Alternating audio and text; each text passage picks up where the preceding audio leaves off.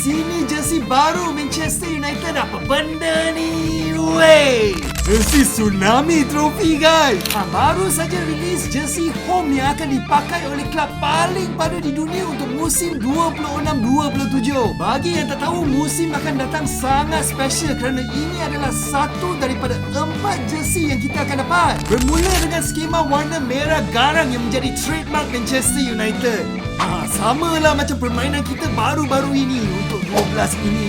Kepada collar merah tanpa butang dengan jalur nipis hitam putih sama kat lengan untuk sleeve pendek dan pergelangan tangan untuk sleeve panjang. Desain jersey home kita kali ini nampak simple dan clean. Dia throwback kepada era 70-an. Logo Snapdragon kat tengah, Adidas kat dada kanan dan semestinya emblem Manchester United kat dada kiri. Di kawasan bahu pula trademark Adidas 3 jalur putih. Untuk sleeve panjang dia pecah ke kawasan lengan, lepas tu jalur sambung balik sampailah pergelangan tangan. Cuma abang rasa yang jalur ni tebal sangat, tak nampak streamline. Kat belakang pula di bawah collar ada perkataan United. Sejujurnya desain jersey home kali ini dari gambar nampak okey lah, tak begitu menangkap mata dan tak buat abang rasa nak pergi beratur beli.